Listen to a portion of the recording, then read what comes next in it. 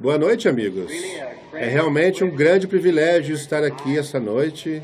Primeiro, por estar de volta em Arkansas, e em segundo lugar, por estar nas reuniões.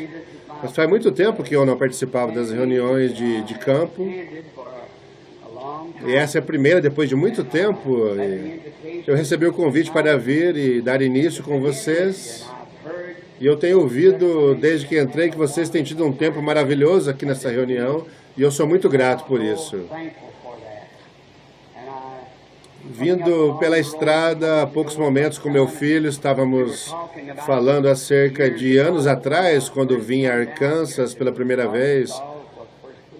Quando tive a primeira das reuniões, eu comecei, foi em Arkansas, o tipo de reuniões evangelísticas, de qualquer forma, e desde então tenho estado 7 vezes ao redor do mundo. E agora estou de volta em Arkansas. É como dinheiro ruim, sempre volta. E eu tenho, em todos os lugares onde eu tive, eu suponho, nos Estados Unidos, tenho perguntado a alguém de Arkansas aqui. Eu sempre tive amigos de Arkansas, quase em todos os lugares. Tenho sempre dito isso, alguns dos corações mais sinceros, eu creio, que já tem batido, foi sobre aquelas camisas azuis aqui em Arkansas. Pessoas excelentes, eu amo vocês. E eu sou grato a Deus pela oportunidade de estar de volta em Arkansas, estar aqui com vocês. E assim penso que restam 3 noites ainda para terminar a convenção e tenho a oportunidade de vir e expressar o meu amor a Jesus Cristo e ter companheirismo com vocês, com o nosso amável grupo de irmãos aqui, dos quais muitos não conheço. Eu olhei para aí e vi um que conheço, o irmão Jack Moore, apenas cheguei, e justo aconteceu de ver a irmã Moore, então reconhecê-lo. E estamos certamente felizes por estar aqui. Agora, eu sei que depois do dia todo vocês devem estar cansados, vocês sabem, fisicamente cansados. Nós jamais ficamos cansados o suficiente de louvar e bendizer a Deus por sua bondade, pois Ele é maravilhoso, mas o dia todo, então, quando a noite vem, eu venho à plataforma, eu sou do tipo daqueles ministros dos quais se tem a ideia de que falam por um longo tempo, mas eu não acho que farei isso agora, porque, por causa de estar apertado aqui na convenção, vocês têm ouvido grandes pregadores, sem dúvida, durante o dia e durante a convenção, então vir aqui à plataforma e estar diante de todos esses bons pregadores me faz sentir bem pequeno. Estar aqui. Um dos ministros, o qual há pouco apertei a mão, disse-me que esse é o primeiro culto que vocês estão tendo nesse tabernáculo, como chamaria. Eu não sei exatamente o que é isso, este templo, o que for. E somos certamente gratos novamente pela oportunidade de vir a uma nova igreja, algo que tem sido levantado para o louvor e honra de Deus. Que maravilhoso! E há pouco temos retornado de mudança, ou não de mudança, apenas voltado das férias escolares das crianças. Estamos morando em Tucson, Arizona, e tem estado terrivelmente quente ali, mas vemos que aqui é um pouquinho mais quente do que ali, porque por causa da grande umidade. Isso nos deixa como que para baixo, depois de estarmos como que acostumados com a umidade do ar dali. Nós chegamos em casa e tivemos o primeiro culto no domingo passado e vimos o Senhor Jesus continuando sua grande obra de amor e poder entre o povo, e o mesmo evangelho que preguei a vocês há 15 anos aqui em Arkansas é o mesmo que creio ainda hoje. Eu simplesmente não mudo. Isso é Cristo. No domingo houve algo que aconteceu na igreja, aconteceu de eu olhar por ali e ver um cavaleiro do qual um milagre foi realizado. Notem, todos nós gostamos de nos vangloriar no Senhor Jesus. Nós amamos fazer isso. Certa vez houve uma mulher que me disse, ela tinha a única falha que ela podia encontrar em mim, é que eu vangloriava muito de Jesus. Eu disse, eu certamente irei para o céu se aquela fosse a única falha que eu tinha, vangloriar de Jesus. Então ela simplesmente não achava que ele era divino, e ela tentava dizer que ele foi apenas um homem, e um filósofo, um profeta, ou algo nessa ordem, mas eu disse que ele era Deus. Então ela disse, eu posso provar a você que ele não era Deus. Eu disse, eu não creio que você possa fazer isso. Ela disse, eu posso provar que ele era apenas humano. Agora, eu admito que ele era humano, mas ele é ambos, humano e divino, disse. Ele não podia ser divino, eu disse, ele era divino, ele é divino. Ele não pode ser, disse, eu vou provar isso através da sua própria Bíblia. Eu disse, tá bem? Ela disse em São João, no capítulo 11, no caminho à tumba de Lázaro, a Bíblia diz que Jesus chorou. Eu disse, bem, o que isso tem a ver com isso? Ela disse, bem, se ele chorou, isso prova que ele não é divino. Eu disse, senhora, seu argumento é mais fraco do que o caldo feito da sombra de uma galinha que morreu de fome. Eu disse, você sabe mais do que isso? Eu disse, ele era humano quando ele foi à tumba de Lázaro chorando, isso é correto, mas quando ele endireitou os seus ombros e disse, Lázaro, sai para fora, e um homem que esteve morto por 4 dias levantou-se e viveu novamente, isso foi mais que um homem, para que pudesse fazer aquilo. Eu ainda creio nele dessa maneira. No domingo, enquanto eu estava falando, eu pedi às pessoas para virarem-se no tabernáculo e apertarem as mãos uns dos outros. E havia um amigo querido, eu apenas o amo, ele há pouco tem vindo para a igreja, sua esposa. A esposa dele é uma enfermeira formada e ele é um inglês. Ela é uma norueguesa, como isso aconteceu não sei, mas contudo, ambos são boas pessoas. E tinha alguma coisinha de errado com esse irmão, alguma coisa no coração. Ele é um bom homem cristão, um homem intelectual também, trabalha secularmente para contadores e assim por diante. Ele virou-se e quando fez, sofreu um ataque cardíaco, caiu morto no chão. E a esposa dele, sendo uma enfermeira, o agarrou rapidamente e pegou no pulso dele para sentir seu coração. Ele se foi. Eu olhei a face dele realmente escurecida, os olhos virados para trás, nem estavam fechados, mas saltados para fora. E eu fui à plataforma e tentei aquietar a audiência. Muitas pessoas estavam tentando ajudar a irmã, é claro, naquela condição, com o marido dela. Alguém colocou algo sobre a cabeça dele, ou melhor, debaixo da cabeça dele. Eu tomei os batimentos do seu coração, seu pulso no braço. Não havia mais a pulsação do que um pedaço de madeira. Então, ajoelhei-me e orei, Senhor Jesus, eu oro a Ti para que devolvas a vida do vosso irmão Wei. E o coração dele bateu 4 ou 5 vezes e começou a bater regularmente outra vez.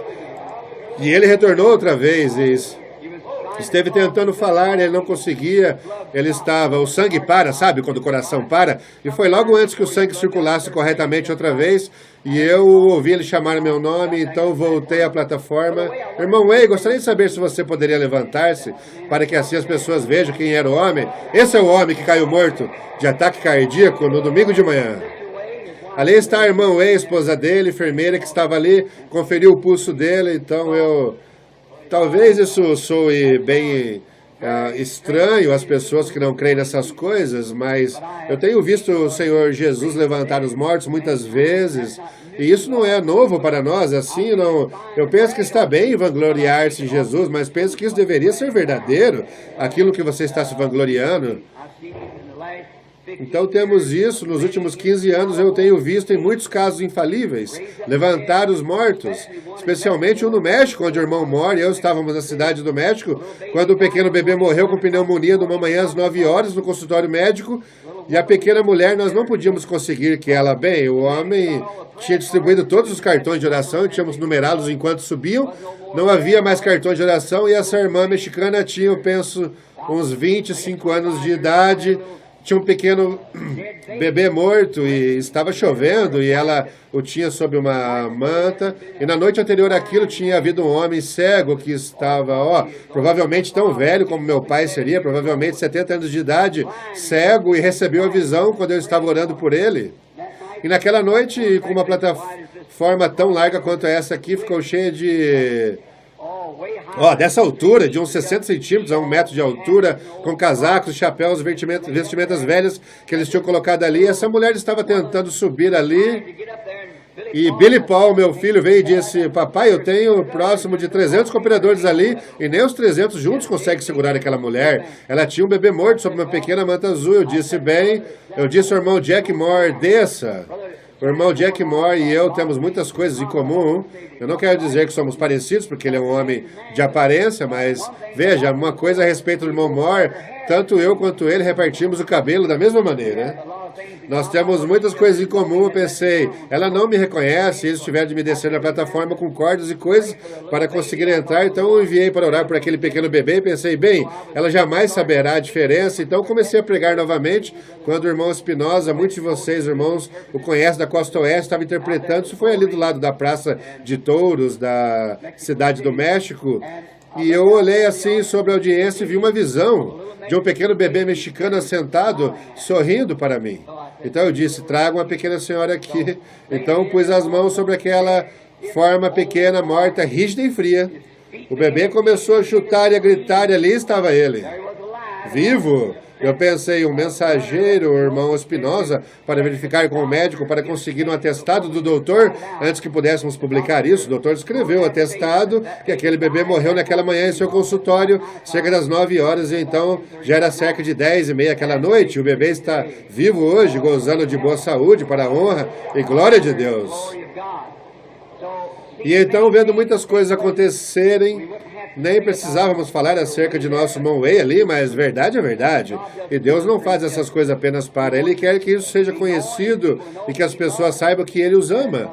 E pela graça de nosso Deus, o irmão Way está vivo e sentado entre nós essa noite. Estamos gratos por isso.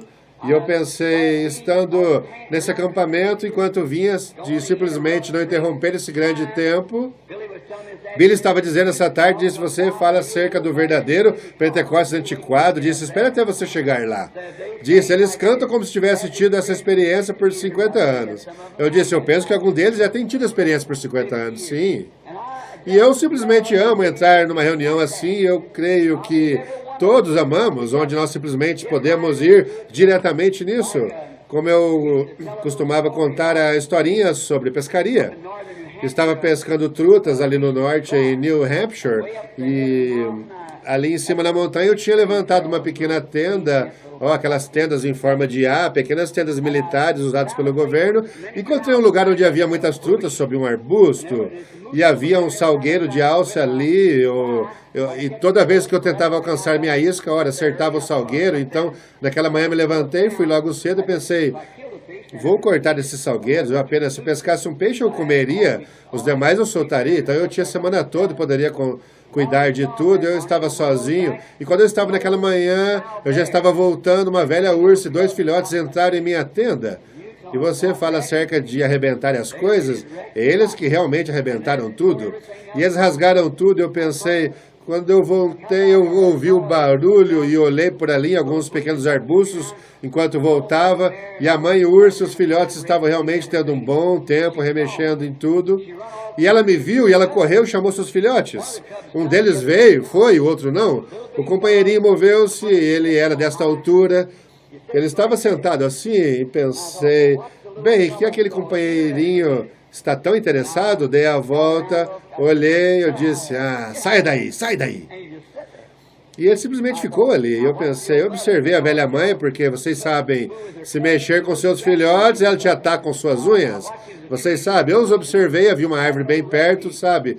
Eu tinha uma velha pistola enferrujada ali na tenda, que provavelmente já estaria quebrada. Então, de qualquer forma, eu não queria atirar na velha mãe e deixar os 2 órfãos da floresta. Então, eu continuei observando naquela árvore, fiquei por ali para ver o que o pequeno companheiro estava tão fascinado. Vocês sabem, eu gosto de panquecas. Nós todos sulinos não somos?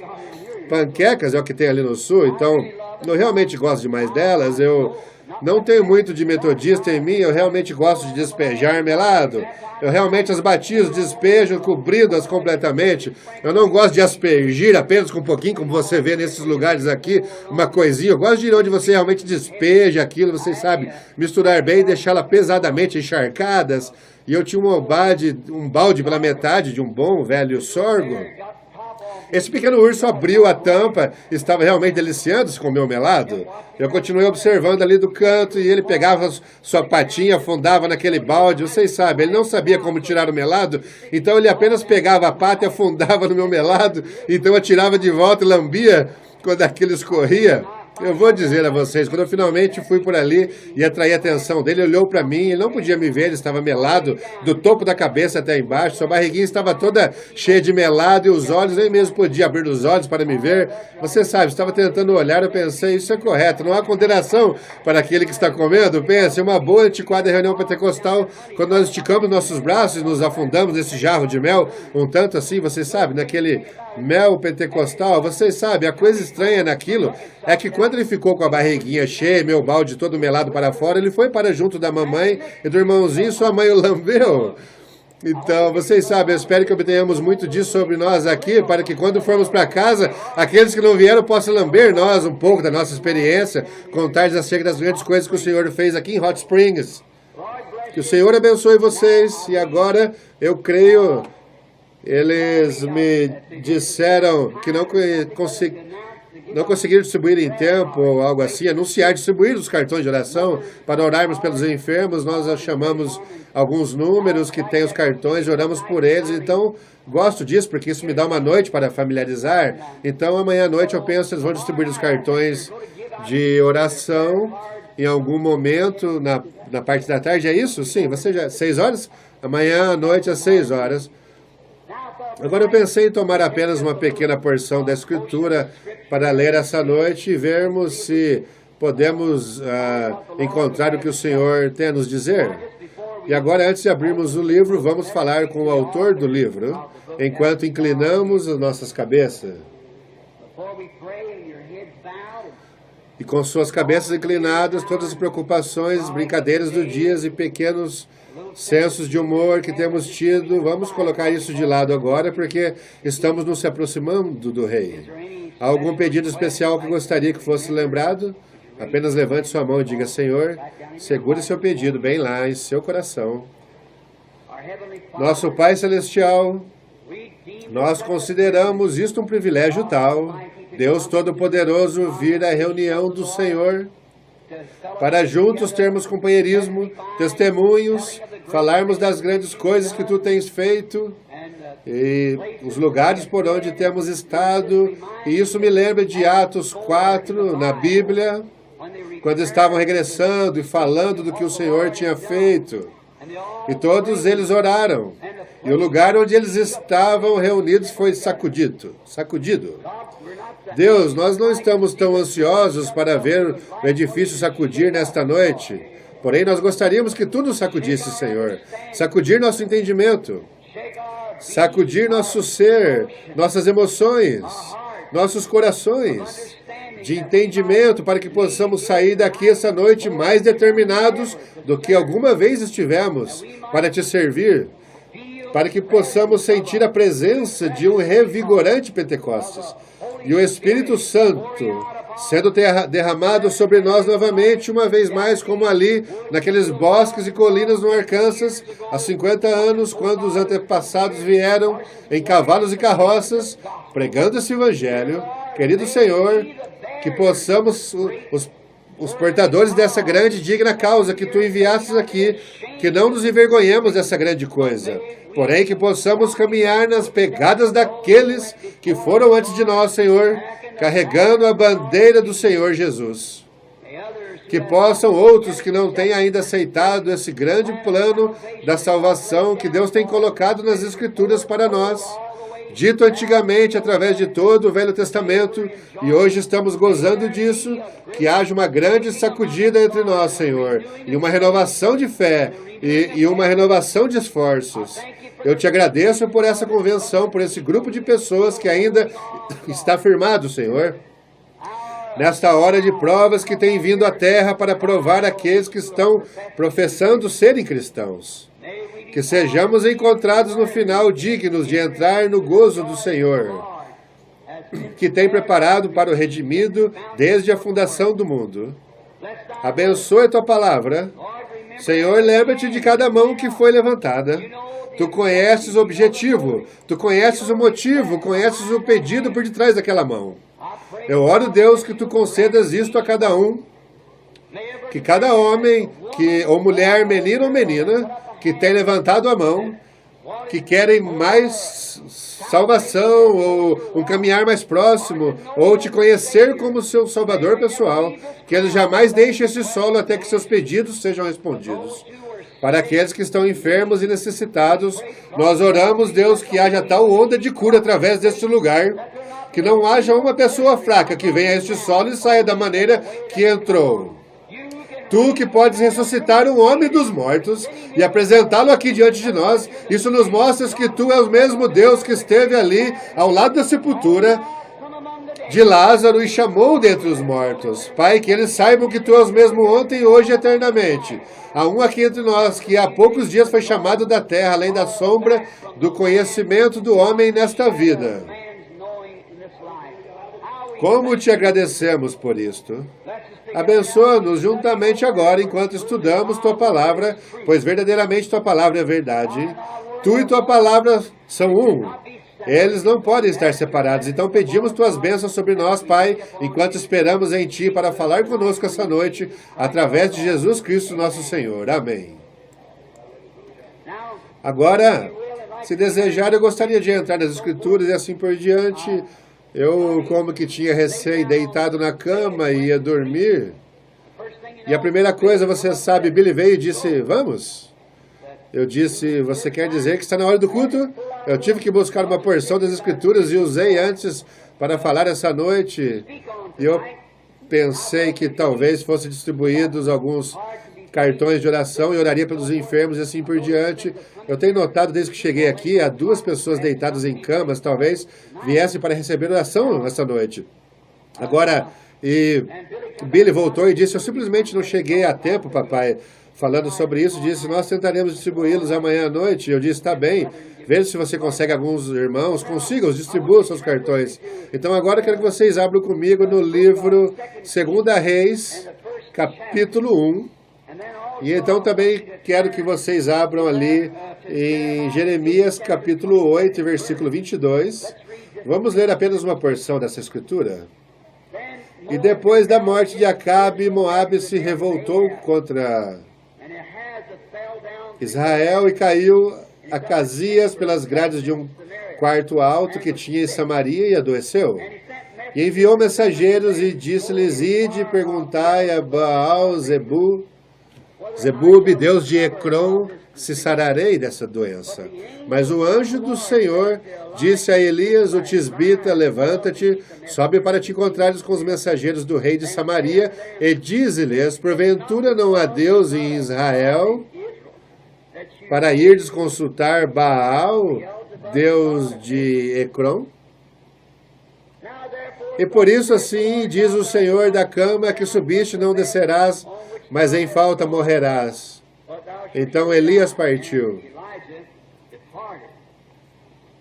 E então no livro de Jeremias, capítulo 8, versículo 22, porventura não há bálsamo em Gileade, ou não há lá médico? Por que, pois, não teve lugar a cura da filha do meu povo? E eu quero falar, se pudermos chamar assim, sobre o tema por quê? Isso é uma pergunta. E Deus está fazendo essa pergunta. E Deus é eterno, sabemos que Ele é eterno. Ele é eterno. Ele jamais teve um princípio, jamais pode ter um fim. A eternidade jamais começou e ela nunca termina, porque ela é eterna. E Deus não pode mudar sua mente, nem sua maneira. É por isso que nós, como povo que não aceita credos que sejam contrários à palavra, porque nós cremos que Deus e sua palavra são o mesmo. Nós cremos que a Bíblia diz em São João, capítulo 1, que no princípio era o Verbo, e o Verbo estava com Deus, e o Verbo era Deus. E o Verbo se fez carne e habitou entre nós. Então, quando Deus diz algo, Ele não pode, nem amanhã, nem ou em qualquer outro tempo, alguma vez voltar atrás. Quando Deus é chamado em cena para fazer uma decisão, e sua decisão é eterna. Ela não pode ser mudada. E Deus foi chamado para fazer uma decisão para a raça humana no jardim do Éden, quando o primeiro pecado foi cometido. Ele poderia alguma vez ser capaz de redimir seu filho perdido de volta ao companheirismo com ele novamente? E ele estabeleceu um programa. Isso não tem sido mudado através do sangue. E siga as Escrituras. Isso jamais foi alterado ou mudado, e não pode ser, porque isso é a decisão de Deus. Pelo sangue. Embora tentemos alterar isso, nós temos tentado educar, denominar isso, fazer tudo que há na lei do homem para tentar mudar aquilo, como Adão fez com as folhas de figueira. Mas isso ainda assim permanece. O sangue é o único lugar de companheirismo. Sendo assim, podemos estar reunidos essa noite não como uma denominação, talvez muitos de nós juntos, mas não podemos estar aqui para representar uma denominação. Nós temos que estar aqui nesse companheirismo debaixo do sangue de Jesus Cristo. Nós todos podemos ser irmãos e irmãs. Deus faz um caminho para o homem, então o homem recusa caminhar naquele caminho, então Deus tem o direito de perguntar, por que você fez isso? É isso que ele fez, então, isso é o que ele faz agora. E é por isso que o que ele vai perguntar no julgamento. E a eles tem sido perguntado por quê. Agora começamos a ler a Escritura logo após onde fala da morte de Acabe, o rei mau, um crente fronteiriço, um homem que sabia qual era a coisa certa a ser feita, e contudo ele não teve coragem de avançar e fazer o que ele sabia que era certo. Eu apenas penso, se esse mundo não está contaminado hoje com Acabes, essa cristandade na qual vivemos está contaminada com Acabes, com homens que realmente sabem que é certo dar sua vida a Deus e ser cheio do Espírito Santo e seguir os ensinamentos da Bíblia, mas ainda não têm coragem para se posicionar e fazer isso. Lembro-me novamente de outra situação como aquela em Sodoma. A Bíblia diz que os pecados de Sodoma aborreciam a alma do justo Ló diariamente. E como era justa a alma do homem, ele olhava para os pecados da terra e sabia que estava errado. E eles estavam fazendo errado e, contudo, não tinha coragem para posicionar por sua convicção. Não é de se admirar que o mundo todo tenha se tornado um Sodoma e Gomorra, e como é que os Lós de hoje, através da nação ao redor do mundo, em igrejas que estão convencidos de que Jesus Cristo é o mesmo ontem, hoje e eternamente, e que seu poder é simplesmente tão real quanto foi. Não tem coragem de se posicionar no púlpito e denunciar o pecado por causa de algumas barreiras que os excomungaria do companheirismo com o qual eles têm se unido. Contudo, voltam ao sangue de Jesus Cristo, o único remédio. Por quê? Por quê? Acasias era filho de Acabe. Ele foi criado num tipo de lar que era um lar morno. Nem todos eram cristãos, a mãe dele era uma pagã, e o pai tinha se casado com uma de fora do companheirismo, casou-se com uma mulher que não era uma crente. E isso sempre é um tipo de lar ruim para qualquer criança crescer, quando incredulidade e fé tentam se misturar. E agora, se o pai tivesse sido realmente um homem forte em sua fé, a criança poderia ter tido uma oportunidade melhor, mas ele não teve. Ele sabia que havia um Deus, ele sabia que havia um Jeová, então os deuses de sua mãe, assim por diante, ele ficou tudo confuso. Então, depois da morte do seu pai, esse garoto, nesta condição, como que confuso e um outro caminho. E veja se isso não é um quadro da igreja hoje. Um na família é desta maneira, o outro de outra, e um vai por esse caminho, o outro vai por outro caminho. Não é de se admirar que estejamos produzindo tanta delinquência juvenil e todos os demais tipos de coisa debaixo do nome de cristianismo, é porque não há unidade, não há um verdadeiro chamado para fora, o posicionamento por Deus. Agora, vemos que esse companheirismo herdou o trono de seu pai. Um dia ali, do topo de sua sacada, em algum lugar, caminhando, ele caiu pelas grades. Talvez ele tivesse intoxicado e caiu pelas grades de um quarto alto, provavelmente no piso do chão, atingindo um banco ou algo, quebrou as costelas, contundiu-se, e a doença deve ter gerado uma infecção em algum lugar, ou a contusão levou a ter febre, e ele estava bem enfermo. Claro, naqueles dias não tinham os remédios que tem agora. Talvez os médicos vieram, fizeram o que puderam pelo companheiro, mas eles não tinham o suficiente. Então ele sabia que a única coisa que ele podia fazer seria ir a um poder mais alto do que aquele que os médicos podiam produzir em sua terminologia da medicina. E ele pensou em ir então e ele enviou para sua mãe. Que lição que isso deve ser para as mães. Uma criança normalmente ouve a sua mamãe. E ele enviou ao Deus de sua mãe, Beelzebu, a Ekron, onde estava a sua estátua, seu monumento. Ele disse: consultai os sacerdotes ali, que eles consultem a estátua de Beelzebu e vejam se vou recuperar desta enfermidade que tenho ou não. Mas sabem, aquele homem realmente, vocês podem imaginar, um povo que estava suposto a ser um povo temente a Deus, permitiu que tal homem governasse sobre eles. E é a causa da condição morna.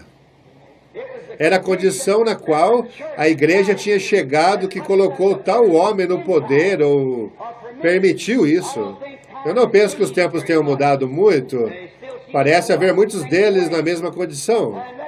E permitem que esse homem governar, ter controle sobre o país, consultar alguma estátua ou alguma ideia pagã para saber acerca da sua condição. Então vocês sabem, por trás disso tudo, não importa o quanto pareça que Deus tenha virado sua face das pessoas, Ele faz isto alguma vez para ver que tipo de atitude você toma. Cada filho que vem a Deus tem de ser provado e castigado. Então, um pequeno lugar num homem e numa mulher, quando eles são nascidos do Espírito de Deus, que é eterno. E você entra num lugar em certos tempos para onde tudo que é humano em você, arrazoamento, o diabo pode arrazoar isso para fora de você, mas quando isso tudo se rompe, então se aquela vida eterna não está ali, você também cairá, porque você pode arrazoar a si mesmo para longe de Deus. Mas um homem que diz ser um cristão não tem direito no púlpito, nem no escritório, ou um líder em algum lugar, até que primeiro ele suba aqueles degraus a um lugar onde ele é nascido do Espírito de Deus, cheio do Espírito Santo, de tal maneira que ninguém possa tirar isso dele. Deus, quando ele enviou Moisés ao Egito para libertar as pessoas, primeiro ele o levou na parte de trás do deserto, em 40 anos, tirou toda a teologia que ele tinha, e então apareceu a ele, e ele soube mais acerca de Deus em 5 minutos na presença da sarça ardente, do que soube nos 40 anos de aprendizado que teve. Isso é que a igreja precisa essa noite, é de outra experiência com a sarça ardente, onde pessoas astutas na fala, ora, as escrituras dizem que os dois espíritos nos últimos dias seriam muito parecidos, que enganaria até o eleito, se possível fora. Um homem deve primeiro entrar naquele solo sagrado com Deus, onde todos os teólogos, todos os doutores em divindade, todos os arrazoamentos, todos os ateus, nada mais poderá alguma vez tirar aquilo dele. Ele estava ali quando Deus veio, ele sabe o que aconteceu. Você não pode arrazoar disso para fora dele. Ele estava ali quando aconteceu. Esse é o tipo de homem que precisamos hoje no governo, na igreja, em qualquer lugar, outro lugar, em tempos como esse, para a liderança. Precisamos de um homem que seja cheio do Espírito Santo. Isso é o que a igreja precisa hoje, não de um teólogo, mas de um cheio do Espírito Santo, um homem nascido de novo, cheio do Espírito Santo. Eu digo a vocês, se tivéssemos mais disso, a igreja pareceria diferente do que se parece no tempo presente. As coisas seriam diferentes se apenas tivéssemos mais homens cheios do Espírito de Deus, não indo atrás de tradições, dos anciões e assim por diante. Agora, vemos que esse companheiro enviou ali para conseguir esta informação do Deus de Ekron, Beelzebu, mas o tempo todo Deus sabia que ele estava fazendo isso, então ele tinha um profeta ali chamado Elias. Então ele falou a Elias e disse: vá a certa estrada e fique no caminho, os mensageiros estão vindo. Veja, você não pode esconder nada de Deus. Vê, não importa o que você está fazendo. Agora, quão pouco aquele companheiro sabia que Deus estava falando a Elias ali no deserto, em algum lugar, numa cabana enlameada em algum lugar, e podia dizer, vá, fique na curva da estrada ali, fale com aqueles companheiros, e diga-lhes para voltar, e diga-lhes, assim diz o Senhor, ele não sairá daquela cama. Ele disse, pergunte-lhe, por que você fez isso? E o que te faz fazer isso? É porque não há Deus em Israel? É porque não tem um profeta? Essa é a razão pela qual você fez isso? Ora, você sabe o que tem acontecido, você conhece as Escrituras, você as tem em seu próprio palácio. Os sacerdotes estão por ali, sem dúvida que vocês têm lido desde que era um garotinho. E por que você fez uma coisa tão tola como esta? Eu desejaria saber essa noite, se Cristo viesse em cena ou sobre a nação hoje, levando essa nação a julgamento, se essa mesma pergunta não seria feita. Por que isto? Por quê? Por que estamos fazendo essas coisas? Por que estamos alvoroçando o governo se deveríamos ler a Bíblia em público? E ora, se estamos lendo toda essa tolice, nossos antepassados não estabeleceram essa Constituição em ordem, essa nação não nasceu sobre os princípios da Bíblia. Não estamos aqui pela liberdade de religião para agir em Deus da maneira que sentimos de agir, da maneira como somos convencidos que é verdade. Mas veja, temos feito algo como eles fizeram, então estamos apenas permitindo qualquer coisa, a política nos engolindo, ao invés de respeitar nossa fé em Deus e homens que têm se posicionando pela verdade, e estamos permitindo nossas políticas passarem por cima disso e votando em tal coisa que está poluindo essa nação, enquanto estamos entrando em julgamento. Deus levantará em cena algum dia um profeta poderoso, falará nessa geração e dirá às pessoas... E elas verão que é Deus falando, mas elas não se arrependerão. Será simplesmente como foi. Ele disse, não há Deus em Israel. E por que não há Deus? Foi o mesmo que Jeremias disse, não há bálsamo em Gileade. Não há médico lá. Então eles não puderam responder aquilo. É claro que havia. Bem, ele disse, então por quê? Por que você fez isso? Por que a filha do meu povo não foi curada? Agora nós perguntamos isso essa noite. Por quê? Não há Bíblia? Não há Deus? Não há diferença? Se Deus vai trazer o povo a julgamento, ele tem que fazer algo pelo qual julgá-lo. Tem de haver um padrão. Se ele vai julgá-los pela Igreja Católica, então, se ele os julga pela Igreja Romana, a Igreja Grega está perdida. As demais igrejas católicas estão perdidas. Se ele julga pela grega, a romana está perdida. Se ele julga pela luterana, a metodista está perdida. Se ele julga pela metodista, a luterana está perdida. Ele não pode julgar por uma igreja, há muitas organizações diferentes. Mas Deus julgará o mundo, ele diz, por Jesus Cristo. E Jesus Cristo é a palavra, e a palavra é Deus. E ele nos julgará por essa Bíblia. Pois esta é a palavra. Esse é o padrão de Deus. Nós devemos nos alinhar com aquilo que a Bíblia diz. E nós desejamos saber porque temos tanta confusão, tantas organizações, tantas diferenças, separando a irmandade e tudo mais. É porque não há bálsamo em Gileade? É porque não há médico ali? Eu pergunto se Deus nos faria essa pergunta. Agora, isso não era precisamente correto que eles não tinham médico. Eles tinham. Deus era o médico. E não era porque não havia um Deus em Israel, havia um Deus. E eles tinham um profeta para consultar, para saber o que eram aquelas coisas. Mas isso era a própria teimosia de Israel. Isso é correto. E esse é o problema com a nação hoje. É a teimosia do próprio povo.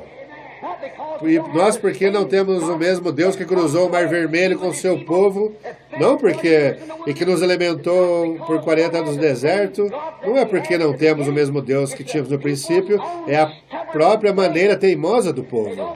Eles não querem se inclinar, eles não querem ter nada a ver com a santidade e pureza da maneira bíblica de viver.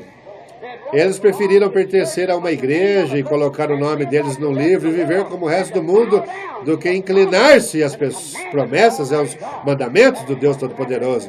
Esse é o problema hoje, essa é a razão pela qual as coisas estão indo da maneira que estão.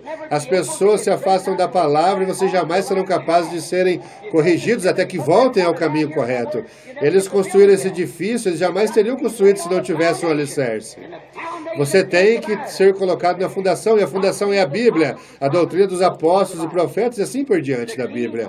A própria maneira teimosa do rei, ele simplesmente não quis enviar ali. Isso não era muito popular, o verdadeiro, real modo de viver de Deus jamais tem sido popular, jamais será popular, pois a pregação do Evangelho é loucura para aqueles que perecem. Paulo disse, não me envergonhe do Evangelho de Jesus Cristo, pois é o poder de Deus para a salvação de todo aquele que nele crê. Agora, vemos aqui que o rei era teimoso.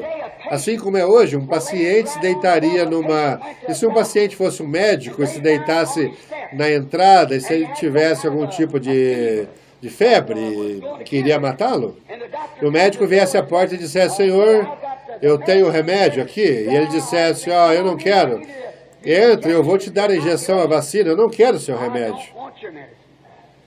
Ele dissesse, então, Senhor, eu posso te ajudar se você entrar? Bem, não vou entrar. E o homem deitado ali na porta do médico morre. Morre na porta do médico porque ele não aceita a vacina para a febre tifoide. Ou seja lá o que fosse que ele tivesse, ele não aceita a vacina para isso e o homem morre bem na porta do médico. Agora, o homem, você não pode culpar o médico se ele tem o remédio que cura as enfermidades e o médico estava desejando dar isso e aquilo tinha sido providenciado. E o homem se assenta, chega mais próximo que pode da porta do médico, se assenta ali e morre. Você não pode culpar o médico, você não pode culpar a medicina, é o homem que tem que ser culpado. Morrendo na porta do médico, com uma enfermidade que é um remédio para curá-la, que pode curá-la ali do lado de dentro. Bem, isso é apenas uma parábola, mas você sabe, Deus tem o remédio do lado de dentro de seu reino, que cura cada doença de pecado que há no mundo. E as pessoas ficam bem na porta da igreja.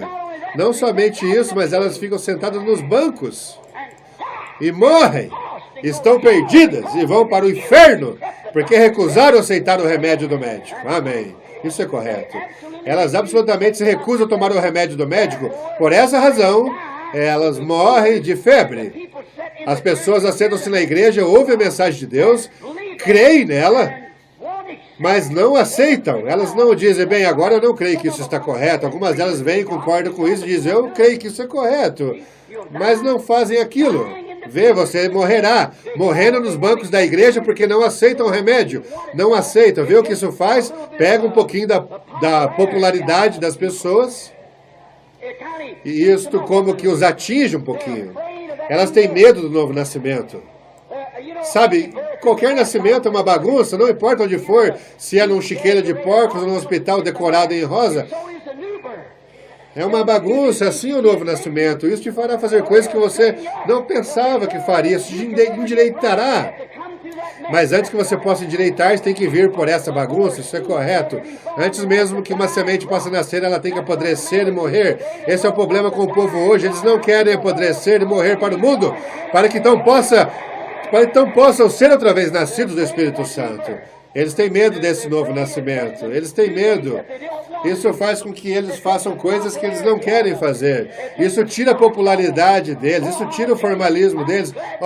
Eu vou dizer a vocês, estou feliz por haver uma vacina essa noite, que vai tirar isso de você, irmão. Que vai tirar o mundo. Isso fará as pessoas, a Irmandade, a juntarem-se independentemente das diferenças denominacionais. Isso fará alguém usando um macacão colocar os braços ao redor de alguém usando um fraque e gritar, irmão, estou feliz em ver você, amém, certamente. Mas eles têm medo dessa vacina. Que coisa, é perigoso recusar o remédio do médico. Você sabe, se você vai a ele, ele está com medo. Se você recusa o remédio, é perigoso, você pode morrer. Mas com aquilo que você apenas morreria fisicamente, não tomar o remédio do médico, mas quanto mais perigoso é recusar a vacina de Deus contra o pecado. Aqui, há algum tempo, eu apanhei um resfriado e alguém me disse, bem, Billy, disse, você mantém com sua religião durante a enfermidade? Disse, você sabe, você crê em cura divina? Você ainda mantém sua religião? Eu disse, não, ela me mantém. Não a ideia de eu mantê-la, ela me mantém. Quando o sangue de Jesus Cristo foi derramado no Calvário, Deus fez uma preparação. Quando o homem pecou pela primeira vez, ele deixou para si uma grande brecha pela qual passou, não deixando para si nenhum caminho de retorno.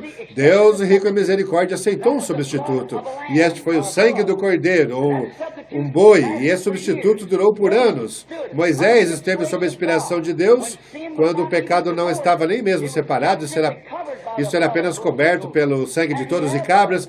E ele tinha a glória de Deus sobre ele a tal ponto que ele podia trazer moscas à existência. Ele podia trazer rãs à existência, porque uma palavra é um pensamento expressado. E Deus trouxe os pensamentos a Moisés, e Moisés expressou com palavras, e quando a palavra foi falada, o mundo todo foi formado pela palavra de Deus. Costumava haver um tempo quando eu ia à escola, eu sujava minha camisa com tinta preta. Mamãe costumava pegar minha camiseta e dizer, estenda isso para mim rapidamente, querido, e colocava querosene nela. E tudo que o querosene fazia era espalhar a sujeira e fazia uma mancha maior onde colocava o querosene na tinta. Isso é tudo que ela sabia, isso era o melhor que ela tinha. Mas hoje é diferente, eles têm fabricado uma coisa chamada alvejante.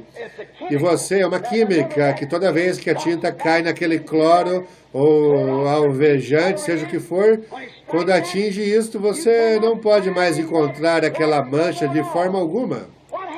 O que acontece é isso, pingue uma gota de tinta preta num tubo de alvejante e, ora, ela desaparecerá. Você não pode encontrar nem fumaça daquilo. Se eu fosse um químico, essas palavras podem não ser exatamente de acordo com a ciência, mas eu vou dizer o que é isso. É H20, água para uma coisa, então há uma química nisso que a torna preta. Há somente uma cor original, que é a branca. Todas as outras cores são perversões dessa. Agora eu digo, então se você pudesse dispersar isso ali, talvez você dissesse, bem, isso se tornou um ácido quando atingiu o alvejante. Isso se tornou um ácido, correto, mas então para onde foi o ácido? Agora estamos falando de coloração aqui. Coloração, isso voltou às moléculas. Bem, disse 4 vezes 6 moléculas mais 9 fazem a molécula H. Se fosse 4 mais 6 mais 8, que sairia? Rosa ao invés de preto. Então isso voltou aos átomos. E então depois volta para o preto novamente. E quando você vai além disso, você chega aos elétrons. Para onde vai a partir daí? Você terá que voltar, porque isso é uma criação. Isso teve que vir de um criador. Você tem que fazer isso. Então, isto foi todo o caminho de volta até seu criador. Aquela coloração que estava naquela tinta jamais poderá retornar novamente. Agora, Deus viu que o sangue de touros e cabras não podia tirar o pecado. Ele não manufaturou, senão ele criou uma química no sangue de Jesus Cristo. Amém? Que o pecado, uma vez confessado da maneira correta, você nem mesmo cobre aquela brecha, você retira a brecha completamente. E Deus nem mesmo sabe que uma vez você pecou. Isso é correto, ele diz que ele os coloca no mar do esquecimento para não mais lembrar daquilo contra você, de maneira alguma. Então, homens e mulheres ficam na presença de Deus, como filhas e filhas de Deus, com a mesma natureza do seu Deus e seus corações. Onde a igreja está hoje, irmãos, o que tem acontecido com a igreja, quando nós podemos ver que o sangue de Jesus Cristo, assim, remiu pecados que Deus nem mesmo se lembre de que nós pecamos. Então, qualquer coisa que pedirdes em meu nome, eu farei. Qual é o problema? É porque alguém tem estado ocultando essas escrituras das pessoas. Essa é a única coisa que posso deduzir que esteja sendo feita, porque o remédio de Deus ainda é o mesmo. Agora, é perigoso recusar a vacina do médico, o quanto mais é de Deus. Agora, como o homem alguma vez encontra remédio de alguma forma para funcionar no ser humano, você sabe o que os químicos fazem, ou os cientistas? Eles pegam uma doença e encontram que tipo de germe tem nela, então eles pegam algum tipo de veneno, antídoto e assim por diante, veneno suficiente para te matar e antídoto suficiente para evitar que isso aconteça, e eles a injetam primeiro num porquinho da Índia, e eles lhe dão a enfermidade que você tem, então colocam um remédio no porquinho da Índia, e se ele sobreviver a isso, então eles dão para você. Isso é uma grande coisa, você sabe. É um porquinho da Índia, ver se ele suporta aquilo, se o porquinho da Índia não morrer, então eles dão a você. Agora nem todas as pessoas são como porquinhos da Índia, você sabe, isso então mata alguns e ajuda outros, mas há uma coisa acerca dessa vacina que Jesus Cristo dá, ela ajuda qualquer um, não é um remédio, é uma cura. Você ouve as pessoas dizerem, a doença que mais mata é a do coração. Eu discordo deles, não para ser diferente, apenas para discordo que a doença que mais mata é a doença do pecado, correto? Nem todos os problemas cardíacos junto, mas a doença do pecado, sabe? Algumas pessoas dizem, bem agora, irmão Breno, eu creio que você esticou o cobertor um pouquinho ali. Agora, deixa-me perguntar algo. Um homem que tem que pecar, eu tenho que pecar apenas um pouquinho todos os dias, isso é porque você jamais tem sido vacinado? Isso é tudo que tem, vem, você jamais provou do remédio de Deus? Isso é correto. Diz, eu apenas tenho que fumar, algo simplesmente me faz fumar. Prove a vacina uma vez e veja se ela funciona ou não. Você diz, simplesmente não consigo evitar de fazer isso. Bem, apenas tome a toxina de Deus uma vez e veja o que ela faz para você. Uma mulher disse-me não muito tempo, eu estava atingindo ao falar sobre usar essas velhas roupas escandalosas. Ela disse, agora, irmão Breno, deixe-me dizer a você, você não tem o direito de dizer isso, nós temos o direito de usar shorts se quisermos. Eu disse, eu penso que isso é correto, mas se você fosse uma cristã, você não iria querer usá-los. Ela disse, bem, agora espere, irmão Breno. Você sabe, eles não fazem outros tipos de roupas, senão aquelas roupas sexy, assim por diante. Dessa maneira, eu disse, eles ainda vendem tecidos e fazem aquelas máquinas de costura. Não há desculpa, isso é correto. É porque não querem tomar a vacina do Espírito Santo, atiquado, salvos por Deus, reuniões de acampamento de santidade. Amém, isso é correto. Fazer aquelas coisas costumava ser errado, ainda é errado. Isso, mas qual é o problema? Algo que aconteceu. Acontecia que as pessoas que agissem assim, elas eram até mesmo excomungadas da sociedade. Agora elas não podem ser trazidas à sociedade até que façam isso. Então, depende de onde está seu coração, ali está seu tesouro também. Ou onde está seu tesouro, seu coração está ali. Lembre-se de que você ama o Senhor de todo o coração, você viverá limpo e puro. Minha esposa e eu fomos ao supermercado não há muito tempo, vimos uma coisa estranha, uma mulher usando vestidos, é uma coisa estranha em nosso país. Rimeda disse, Bill, conheço alguma daquelas mulheres, canta nos corais aqui, mas ela disse, eu as conheço, ela disse, agora, ora, o que as fazem ser assim? Eu disse, bem, veja, querida, eu disse, sendo missionário como eu mesmo, eu disse, nós somos de um país diferente. Ela disse o quê? Eu disse, somos de um país diferente, uma nação diferente.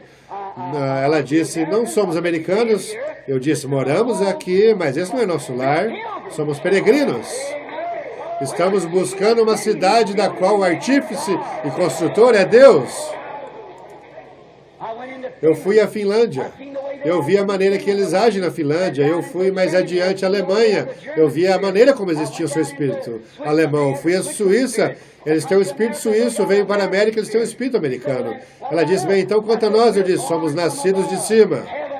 Celestiais, onde há pureza, santidade, justiça e honestidade. Sim. Eu disse, portanto, aqueles que professam isso não olham para as coisas do mundo, mas nós claramente dizemos por nossas vidas e pela maneira que vivemos, que nós temos um Deus, que temos um reino, temos um lugar a qual estamos indo, e esse não é o nosso lar. Amém. Que coisa, eu gosto disso. Sim, Senhor.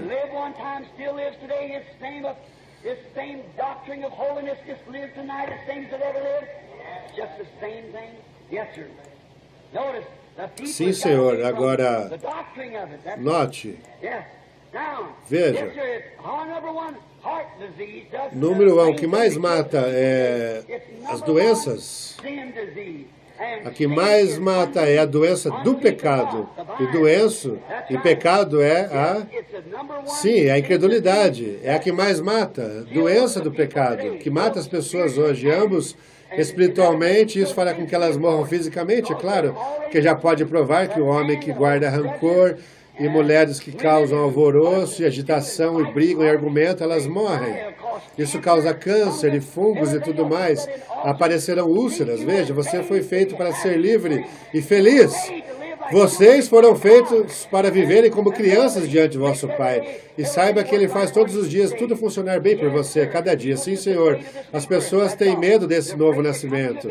Elas têm medo de vir a isso, porque isso as corrigirá. Isso fará parar de jogar bingo, fará parar de jogar naquelas caça-níqueis, fará parar de ficar em casa na quarta-feira, hoje à noite, não ir ao culto de oração para assistir a Mamo Suzy e outras aquelas coisas em Hollywood, aquelas brincadeiras sujas que são feitas, vai fazer que você deixe seu cabelo crescer e ficar comprido, vai fazer um homem, vai fazer com que você haja como uma senhora, vai parar de mentir, roubar, fará algo em você, até te limpar e te dar uma salvação que nada no mundo poderá tirar isso de você, porque você sabe que esteve ali quando isso aconteceu. Sim, Senhor.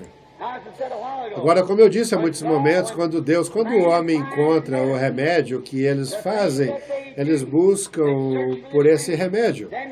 Então eles encontram essa doença, então injetam num porquinho da Índia e vence e ele sobrevive. Agora, quando Deus estava descendo para trazer a vacina da qual estou falando essa noite, esse bálsamo de Gileade, Ele não procurou um porquinho da Índia, Ele mesmo veio.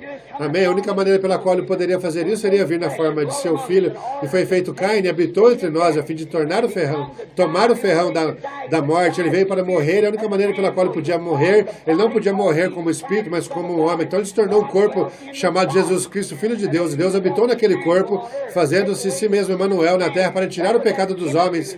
Essa era aquela química que estava naquele sangue. Alguém diz que ele era um judeu? Ele não era um judeu. Alguns deles dizem que ele era um gentil. Ele não era um gentil. Ele não era nada menos do que Deus.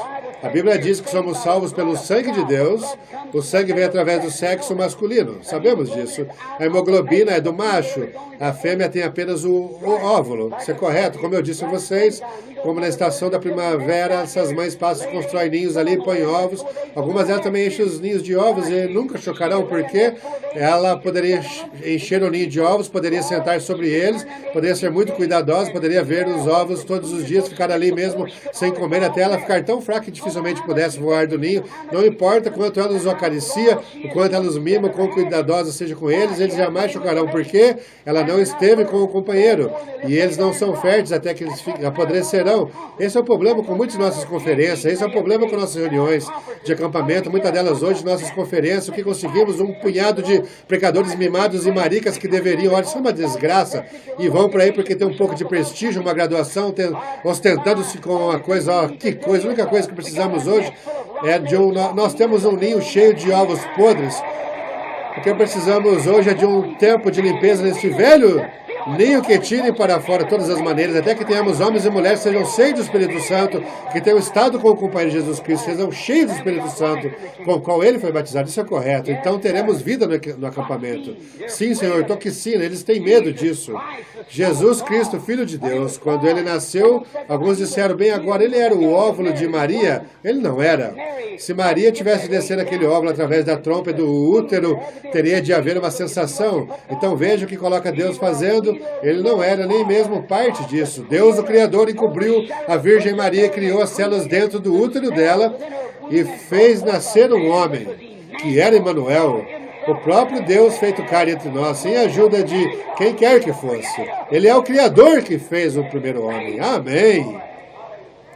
Oh, que coisa! Aí está ele, ali ele se para. Sim, Senhor. Então, ele fez assim para que pudesse tomar a vacina. Qualquer bom e verdadeiro cientista, bom médico, que encontra uma doença, algum deles vão a um campo de prisioneiros, pegam um homem para testar isso, um que passará a vida na prisão, se ele sobreviver à vacina, então o veneno não o mata, ele pode ser livre. Se ele estiver pronto para tomar a vacina, os prisioneiros esperam por isso. Esse é um médico que tem medo do seu remédio, mas sabe, ele não teve medo do seu próprio remédio.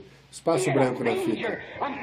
Em uma manjedoura, um homem às margens do Jordão, quando a vacina caiu ali, ele a viu como uma pomba vinda do céu, e ele foi vacinado, e uma voz disse, esse é meu filho amado, em quem me comprazo habitar. Amém. Deus no homem. Essa é a vacina. Deus no homem. O mundo observou. Cada tentação, ele resistiu. Quando eles cuspiram na face dele, puxaram a barba e cuspiram nele. Aquilo resistiu à tentação. Nas horas de prova, quando aquilo resistiu à tentação, ele se manteve. A vacina que ele recebeu no Jordão resistiu. Ela resistiu no tempo de popularidade. Qual é o problema com muitas das igrejas hoje? Deus as abençoa, elas começam, e isso é o que está ferindo o nosso povo pentecostal. Eles devem estar de volta como os nossos avós estiveram, com uma latinha e um pandeiro na esquina em algum lugar, batendo num pandeiro, do que estar nesses grandes necrotérios que estamos construindo hoje, tentando nos modelar segundo outras pessoas. O que precisamos hoje é de um bom e antiquado derramamento do Espírito Santo que te limpa, inclusive vocês, pastores da igreja pentecostal. Isso é correto? Agora, a coisa que foi quando o Espírito Santo desceu sobre Jesus, no dia de seu batismo, ele foi vacinado. Nós o temos visto na hora de provas. Quando o diabo tentou dar-lhe todos os reinos do mundo, o que ele fez? Ele ficou exatamente com a palavra. Amém. O que me surpreende hoje é que muitos irmãos que estão no campo desde que o último avivamento, o último dia, por que quando vocês conseguem uma porção de níqueis ou uma muda de roupas, você fica grande demais para ir a algum lugar, ou você tem que ser maior do que outra pessoa? Isso tem tornado a corrida ordinária de ratos. É uma vergonha. Deus quer homens que se humilham e desçam ali a um lugar a alguém para o qual ele possa falar. Mas tem se tornado a corrida de ratos de tal modo que todos estão tentando conseguir algo maior do que o outro companheiro. E veja, eles não podem resistir a esse prestígio da tentação de Satanás. Mas nosso Senhor resistiu à tentação, a vacina resistiu. A hora veio quando houve um debate sobre as Escrituras, ele ficou exatamente com a palavra. Satanás disse, está escrito. Ele disse, também está escrito. Oh, isto é glória! Deus no homem! Veio o que ele tinha algo com que para respaldar cada palavra que ele dizia. Ele disse, não faça as obras do meu Pai, então não creias em mim. Mas se não podes crer em mim, creias nas obras que ele faz através de mim. Que coisa, aí está. O que precisamos hoje é de homens e mulheres assim que podem fechar a boca do mundo pelos sinais do Espírito Santo. Precisamos de uma reunião de acampamento assim. Precisamos de uma reviravolta, sacudir para fora a igreja. Muito do mundo de coisas que tem entrado nesses últimos dias. O dinheiro está se espalhando pelo país e fazendo grandes coisas que têm atraído a mente das pessoas para grandes coisas, ao invés de Deus. Comprometendo as Escrituras. Muitos irmãos começaram desta forma, porém ficaram populares em alguma organização e compromete o que eles criam. Aquele tipo de sangue não corre no homem genuinamente nascido do Espírito Santo. Nem todos os diabos do inferno podem perturbá-lo sobre a palavra. Ele permanecerá dela independente do que houver. Amém. Paulo disse, não há nada presente no futuro no que possa vir qualquer outra coisa que nos possa separar do amor de Deus. Esse real e genuíno nascimento do Espírito Santo entra no homem. Ele é um filho de Deus, não há brecha entre ele e Deus. Ele é seu filho na sua presença. Amém. Eu gosto disso. Eu sei que isso é verdade. Correto?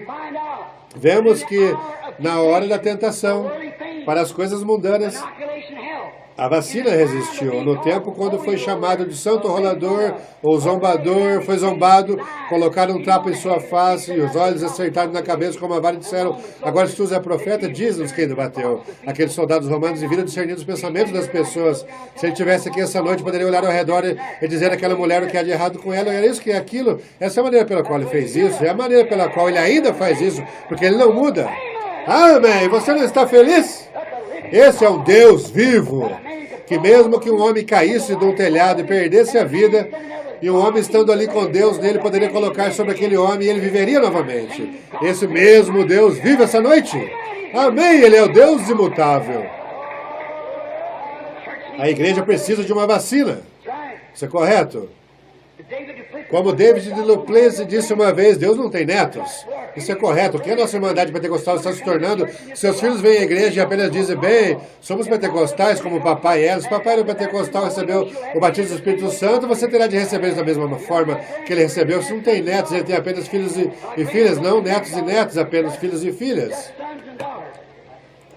Isso é verdade? Então você tem de fazer a mesma coisa que eles fizeram no dia de Pentecostes. Você tem que ter a mesma experiência, você tem que ter a mesma coisa que eles tiveram. Deus nunca muda seu plano, Ele jamais muda suas maneiras. Ele apenas faz a maneira coisas o tempo todo. A maneira pela qual Ele estabelece seu plano, você deve seguir isso à risca toda vez. Tem que ser a mesma coisa. Se você fizer a mesma coisa, os mesmos resultados virão. Amém? Isso é certo. Agora vemos que aquilo resistiu no tempo da tentação.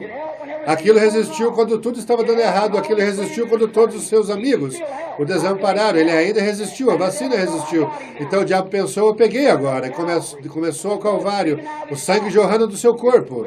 Sua vestimenta em volta, em torno de si, uma grande mancha de sangue. O diabo deve ter dito, eu peguei agora. Isso não pode ser Deus, não. Isso não pode ser Ele. Se Ele permitiu aqueles soldados cuspirem sua face, se Ele permitiu aqueles arrancados de punhado de sua barba, de sua face, se Ele permitiu desafiar uma para ter uma visão e Ele não fez, agora aqui vai Ele subir na colina carregando aquela cruz, eu pegarei dentro de alguns minutos. Aquela abelha da morte desceu, voou em círculos ao redor dele para ferroá-lo. Você sabe como qualquer abelha que tem um ferrão, mas você sabe, quando Deus tinha preparado uma carne naquele tempo, era a carne de Deus, quando aquele ferrão então firmou naquele Filho de Deus, Emanuel. Quando ele puxou de volta, ele não tinha mais ferrão. Ele tirou o ferrão da morte. Não é de se admirar que Paulo disse, morte, onde está o teu aguilhão? Sepultura, onde está a tua vitória? Mas graças a Deus que nos dá vitória por nosso Jesus Cristo. Ele podia ferroar Elias e permanecer com ferrão, mas se uma abelha ferrou o suficiente, não pode mais ferroar. Ele puxa seu... Não havia nenhuma carne humana na qual pudesse firmar. Oh, que coisa! Ninguém no qual ele podia firmar. Mas quando ele colocou isso em Emanuel, dessa vez ele perdeu o seu ferrão. Graça seja dada a Deus. Sim, Senhor, ele falhou dessa vez. Sim, Senhor. Eles viram que a toxina falhou. Eles disseram, se tu és o Filho de Deus, desça da cruz, o sumo sacerdote, o grande dignatário da igreja, diga-nos claramente agora se tu és o Filho de Deus, desça da cruz e salve a si mesmo. Permita-nos ver se tu és o Filho de Deus. E jamais abriu a boca e disse uma palavra. Agora vemos que ele morreu. Ele realmente morreu. Ele morreu até o ponto de até só as estrelas pronunciarem que ele tinha morrido. Toda a natureza e a terra tremeu e houve um estremecimento nervoso quando eles viram que o mesmo Deus que criou a terra estava pendurado no topo da terra e o sangue de Emanuel escorrendo ao chão. Não se perguntaram se ele tinha morrido ou se morreu, a tal ponto que tudo dizia que ele estava morto. Então podemos encontrar que antes dele morrer ele disse, vocês podem destruir o templo e eu levantarei novamente no terceiro dia. Vocês jamais serão capazes de mantê-lo destruído. Destruam-no e eu trarei de volta no terceiro dia. Eles colocaram um guarda ali para descobrir se a vacina iria resistir. Eles a viram resistir através de tentações do pecado, resistiu à pobreza, resistiu à riqueza, resistiu a todos os tipos de tentações. Ela ainda resiste, mas agora é a morte. O que ela vai fazer agora? Mas na manhã da Páscoa, oh, que coisa, pouco antes do sol nascer, a vacina produziu efeito. E quando fez? A morte teve suas barreiras rompidas e a sepultura abriu. E ele ressuscitou novamente no terceiro dia e subiu às alturas. Isso mostra que essa vacina é a vacina da vida eterna. Você não pode destruir isso, nem mesmo o âmago do inferno pode segurar isso. A sepultura não pode segurar isso, a morte não pode, nada pode segurar. Jesus Cristo disse, todo aquele que o Pai me enviar, eu o ressuscitarei no último dia. Aleluia! Um homem e uma mulher que tem sido vacinado com isso não pode ficar na sepultura. Nenhuma sepultura pode segurar o justo. Nenhum inferno pode segurar o justo. Nem sepultura, nem nada. Jesus Cristo prometeu ressuscitar novamente naquele dia. Amém.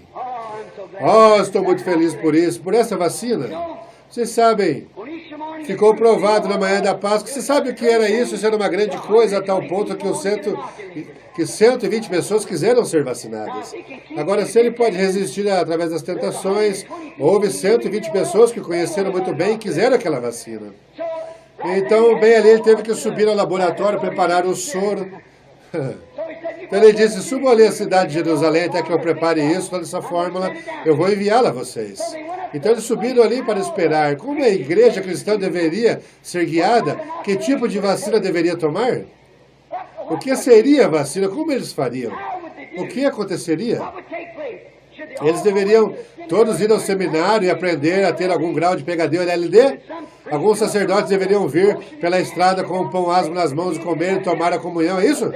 Mas ali veio um som do céu. A vacina estava a caminho. Como um vento veemente, impetuoso, e aquilo encheu a casa onde estavam assentados. Línguas foram repartidas entre eles como fogo, e eles foram cheios do Espírito Santo e começaram a falar em outras línguas, conforme o Espírito lhes concedia. Vocês já viram o templo antigo, uma foto dele? Havia uma pequena porta de saída ao lado que dava as escadas para o aposento alto. Eles fecharam as portas e entraram sobre que eles estavam com medo.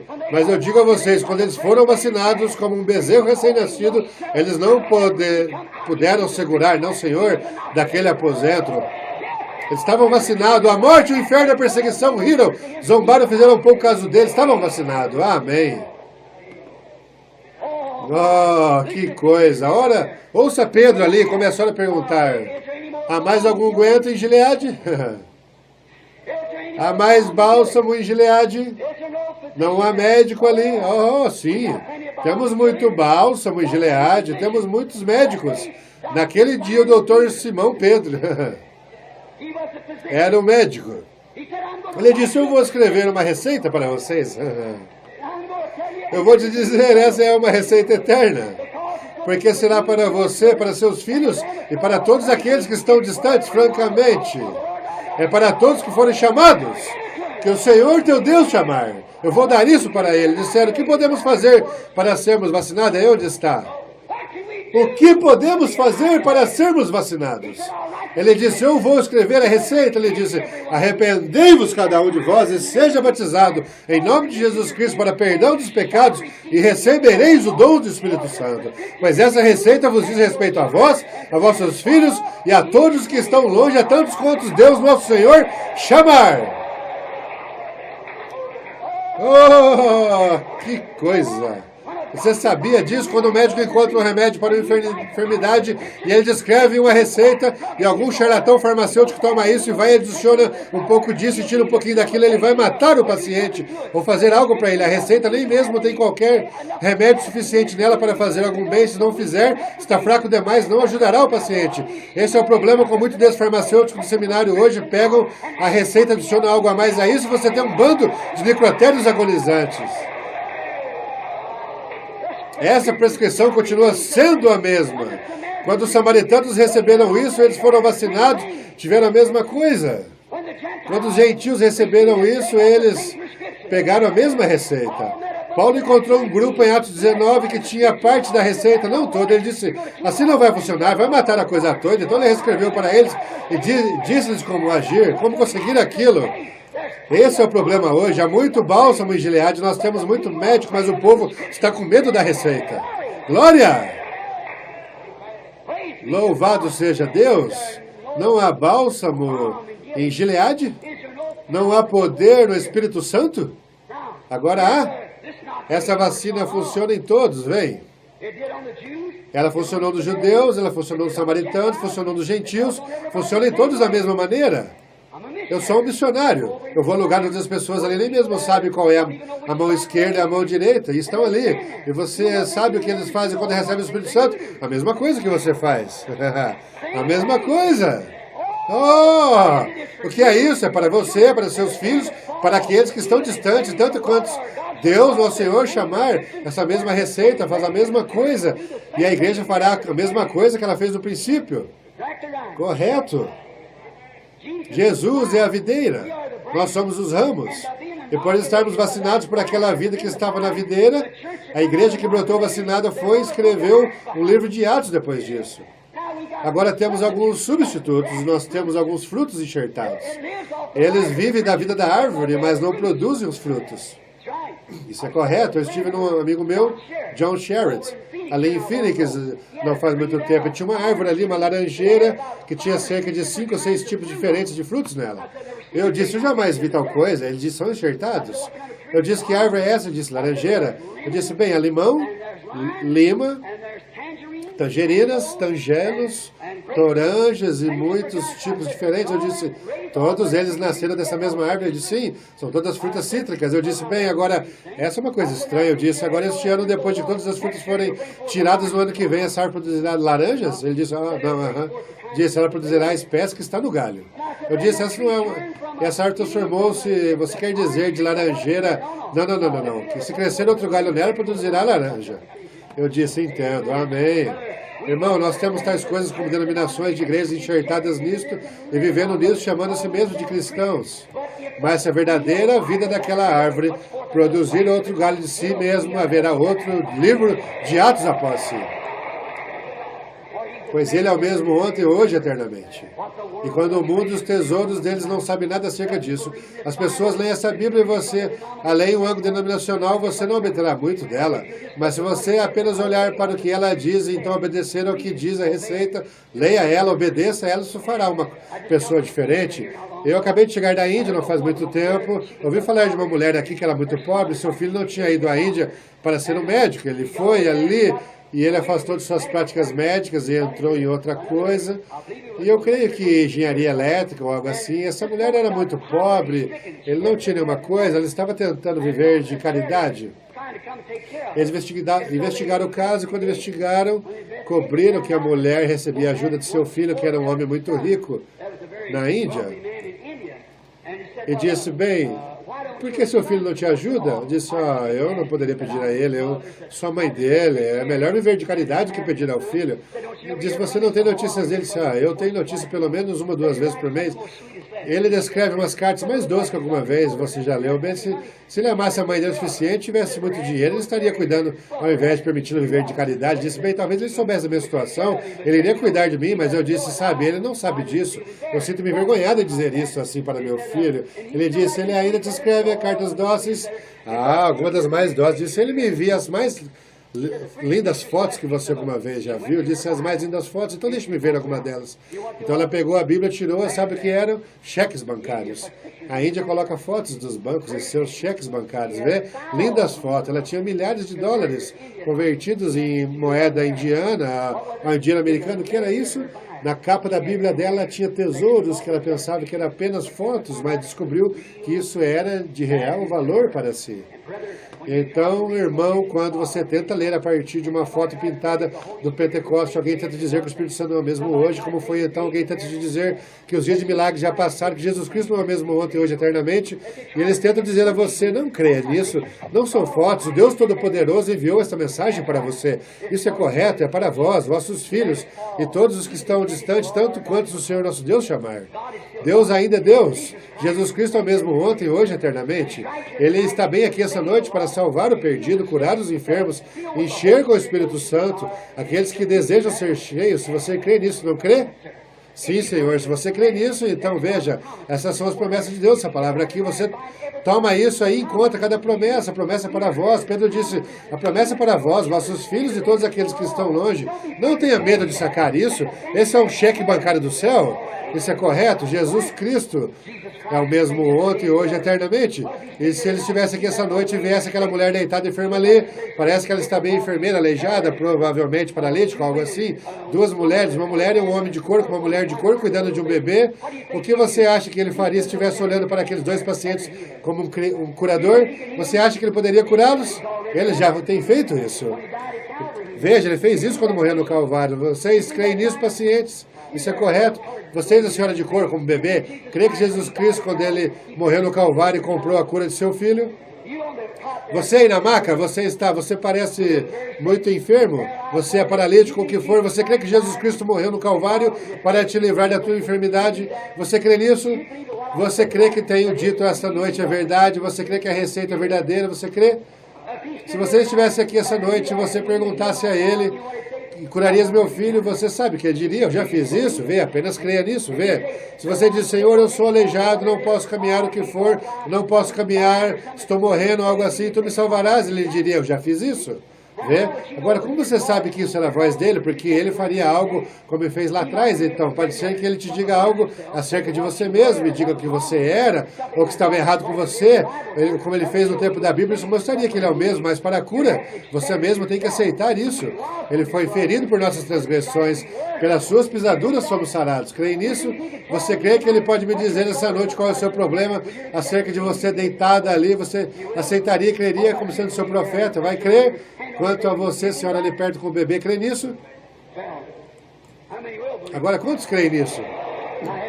Agora, Pai Celestial, Esse é o teu servo, eu sou apenas responsável por pregar tua palavra. Agora, eu sei que isso é incomum, mas eu oro para que tu concedas essa noite, que as pessoas possam saber que isso é a verdade.